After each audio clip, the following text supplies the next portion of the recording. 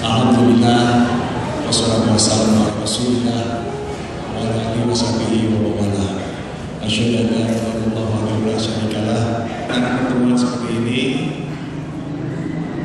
di samping pertemuan satu bulan satu kali di bulan-bulan biasa, dan mudah-mudahan pertemuan ini juga dapat mempererat tali silaturahim ukhuwah Islamiyah di antara kita, Unisba dengan masyarakat sekitar. Unisba adalah milik masyarakat, karena itu maka saya yakin keberadaan kita bersama untuk bersilaturahim sesama kita merupakan hal yang terbaik di bulan puasa ini.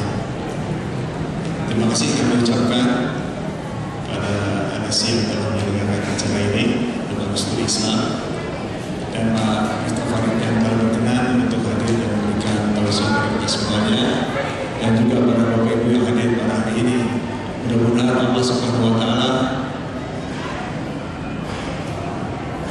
menjadikan apa yang kita lakukan pada sore hari ini ibadah, apalagi di bulan puasa, pada silaturahim yang luar biasa dianjurkan oleh Allah, dan apa yang kita lakukan dapat barokah dan dinilai sebagai ibadah di hadapan Allah Subhanahu wa Ta'ala.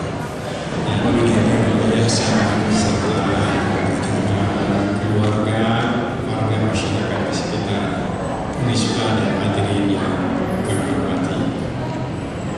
Alhamdulillah, kita bersyukur kehadiran Allah Subhanahu wa Ta'ala. Sore ini kita bisa bersilaturahim di Masjid Al-Asy'ari, Masjid Unisba, Masjid Umat sebetulnya, bukan Masjid Unisba, untuk berbuka bersama dan sekaligus juga mudah-mudahan bisa menyegarkan rohani kita. Kebetulan acara pengajian kita masih dalam suasana beberapa hari yang lalu peristiwa penting, yaitu peristiwa turunnya Al-Quran Karim. Jadi setelah Nabi Muhammad kepada waktu itu Muhammad bin Abdullah sukses membangun keluarga, rumah tangga, sukses bisa membangun bisnis keluarga, beliau melihat kota Makkah syarat dengan kejahatan. Apa yang disebut kabair, dosa-dosa besar, ada semuanya di kota Makkah itu. Baik itu pembunuhan, pemabukan, perjudian, segala macam yang disebut dosa-dosa besar ada di kota Makkah.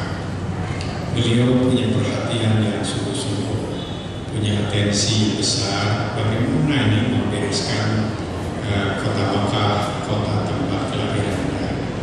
Nah, salah satu keputusan yang berkaitan dengan turunnya Quran adalah beliau mengambil keputusan untuk melakukan tahandus. Jadi beliau tinggalkan sementara kota Makkah itu untuk kemudian beliau berdiam, berdoa di sebuah tempat sebelah utara kota Makkah, namanya Jabal An-Nur atau Bukit An-Nur. Di atas Bukit An-Nur itu ada tumpukan batu-batu besar, kemudian membentuk sebuah ruangan kecil, itulah yang dikenal dengan Gua Hira. Nah, di sana beliau berdoa memohon petunjuk kepada Yang Maha Kuasa. Akhirnya mendapat jawaban, yaitu turunnya wahyu pertama surat Al-Alaq ayat 1 sampai dengan 5. Menurut para ulama ini adalah terjadi pada tanggal 17 Ramadan. Wallahu a'lam. Tentu tidak penting tanggal, tapi yang penting bahwa turunnya Al-Quran memang pada bulan Ramadan. Kejadian ini disampaikan oleh beliau kepada istrinya Siti Khadijah. Siti Khadijah percaya penuh karena Siti Khadijah cukup lama hidup bersama, baik sebagai mitra bisnis maupun sebagai suami. Gak pernah bohong, gak pernah menyakiti orang, gak pernah dusta, gak pernah menyakiti istri dan lain-lain. Sehingga Siti Khadijah tercatatlah sebagai orang yang paling pertama masuk Islam. Yang dalam beberapa hadis Siti Khadijah termasuk salah seorang wanita yang dinyatakan sebagai pasti masuk surga.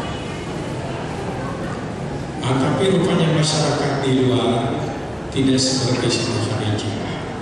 Mereka banyak di antara mereka meragukan, bahkan memperolok-olokkan, melecehkan, sampai juga di antara mereka banyak yang menuduh bahwa Nabi Muhammad itu adalah mengalami gangguan kejiwaan, sampai pernah dikirim ke rumah beliau dukun untuk mengobati beliau. Tentu tekanan dan pelecehan ini bagaimanapun berpengaruh pada perasaan Nabi sebagai manusia. Tapi Allah Subhanahu wa Ta'ala memang tidak membiarkan utusannya itu begitu berat berhadapan dengan pelecehan, penghinaan, dan fitnah itu. Maka kita mencatat Allah Subhanahu wa Ta'ala berturut-turut menurunkan wahyu-wahyu yang kemudian dikenal sebagai surat-surat Makkiyah. Antara lain yang berdekatan dengan surat Al-Alaq itu adalah surat Al-Qalam, yang isinya itu adalah sebuah kepastian dan jaminan. Di sana dikatakan, engkau tidak gila Muhammad, yang gila itu mereka, bukan kamu. Dan yang kedua dikatakan, innaka la'ala khuluqin 'adzim, engkau ini mempunyai akhlak yang mulia, nggak bohong, nggak dusta, nggak membohongi orang. Engkau mempunyai akhlak yang baik. Dan dikatakan nanti sejarah akan mencatat siapa yang eksis, kamu atau mereka. Awal surat Al-Qalam ini memberikan gambaran, selain memberikan kemantapan kepada Nabi tentang kebenaran tugas, tentang keselamatan dirinya, juga membangun apa yang disebut optimisme masa depan. Dengan awal surat Al-Qalam bisa kita baca kembali beberapa ayat surat Al-Qalam. Kemudian surat Al-Muzammil ini juga adalah turun ketika dalam suasana batin Nabi tertekan, difitnah, sekali lagi dikirim dukun dan lain-lain, sehingga Allah Subhanahu wa Ta'ala menurunkan sebuah resep spiritual menghadapi tantangan yang berat, menghadapi orang-orang yang jahat itu, tidak dengan kekerasan, tidak dengan berperang, dan tidak pula beliau dengan pergi meninggalkan mereka. Tapi Allah menurunkan wahyu sebuah sikap atau solusi spiritual, yaitu surat Al-Muzammil. Dalam surat Al-Muzammil itu Allah menyatakan, ya ayyuhal muzammil, hai orang yang beristimewah, ada terkesan, ada makna di dalamnya. Jangan marah. Marah kan pernah menjadi solusi. Tidak boleh dendam. Orang dendam tidak perlu nikmat dalam hidup. Tidak tenang karena kau punya hati dendam. Dan yang ketiga, tidak boleh putus asa karena tugasmu ini suci. Jadi harus bagaimana menyikapi orang-orang seperti itu. Allah menyatakan, qum bil lail, kamu bakal melakukan sholat malam.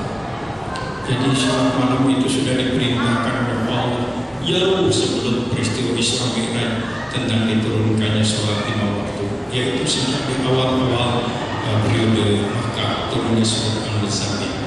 Qum bil lail, sikapi olehmu dengan sholat malam,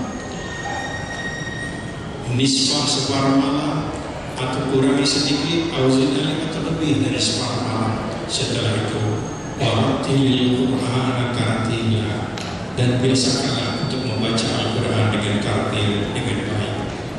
Ada 2 jaminan yang Allah berikan kepada Nabi kalau melihat sholat malam dan membiasakan baca Al-Quran, yaitu inna sanulqi alaika qawlan tsaqila, aku akan berikan kepadamu qawlan tsaqila, kharisma bil kasyaf, wibawa bil kasyaf. Harisma bukan karena kaya, harisma bukan karena gelar, harisma bukan karena kedudukan, tapi harisma yang Allah berikan kepada seseorang, kemuliaan. Orang sering salah mencari kemuliaan dengan kedudukan, padahal kedudukan tidak selalu memberikan kemuliaan. Banyak orang yang tidak punya kedudukan tapi punya kemuliaan. Tidak sedikit juga orang punya kedudukan tapi tidak punya kemuliaan. Kemuliaan tidak harus selalu dengan kekayaan. Tidak sedikit orang yang kaya tapi tidak mulia, dan tidak sedikit juga orang yang tidak punya kekayaan tapi dia punya kemuliaan. Kaulan sakina adalah karisma bil kasyaf. Dan yang kedua, inna nasihatal laili asyaddu al-qawla, yaitu akan memiliki ketangguhan dalam menghadapi tantangan. Tangguh dalam menghadapi tantangan. Ini adalah dua bekal yang Allah berikan kepada Nabi melalui suatu aktivitas spiritual menghadapi tantangan perjuangan yang betul-betul itu belum saatnya harus perang, harus berdialog, tapi membangun kekuatan spiritual diri dengan membiasakan salat malam dan kemudian. Tapi yang saja adalah tidur semalam malam tadi nisbah ada kurang sedikit, kemudian bangun, lantas beliau langsung beliau sedikit istirahat beristighfar, kemudian baru salat subuh. Dikatakan dalam surat Az-Zariyat itu dikatakan bahwa orang-orang takwa yang selalu memperoleh kemenangan, kesuksesan dan kemudahan itu adalah kanu qalilan minal laili ma yahjaun wa bil asharihum yastaghfirun. Mereka membiasakan salat malam dan banyak istighfar di waktu sahur. Nah, salat malam inilah yang kemudian menjelma juga menjadi salat tarawih yang kita lakukan di bulan Ramadan di awal malam. Itu adalah bagian dari salat malam. Nah, setelah itu kemudian Nabi masih berhadapan dengan berbagai macam ujian tantangan. Kita bisa membaca beberapa surat yang ada di dalam surat Makkiyah. Semuanya itu memberikan semacam panduan kepada Nabi. Bagaimana ini menyikapi perasaan, menyikapi tantangan, menyikapi godaan. Umpamanya surat Wadduha. Dalam surat Wadduha digambarkan Nabi dalam suasana khawatir, jangan-jangan Allah marah, Allah meninggalkan beliau. Lantas kemudian Allah memberikan jawaban. Allah tidak meninggalkan beliau. Allah juga tidak marah kepada beliau.